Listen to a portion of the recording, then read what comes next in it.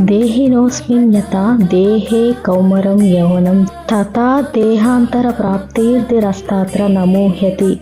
దీని అర్థం ఏంటి అంటే, ఎలా మన శరీరం చిన్నప్పటి నుండి బాల్యం, యవ్వనం, వృద్ధాప్యం వైపుకు మారుతుందో అలాగే మరణం వచ్చినప్పుడు ఈ శరీరం వదిలి మరో కొత్త శరీరం పొందుతుంది.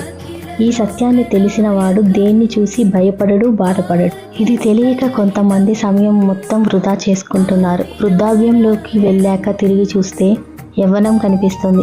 యవ్వనంలో ఉన్నప్పుడు తిరిగి చూస్తే బాల్యం కనిపిస్తుంది. కానీ అవి ఏవి కూడా మనకి మళ్ళీ తిరిగి. అందుకే ఉన్న సమయాన్ని వృధా చేయకూడదు. నిన్నటి రోజు మనకి ఈ రోజు జ్ఞాపకంగా ఉంటుంది.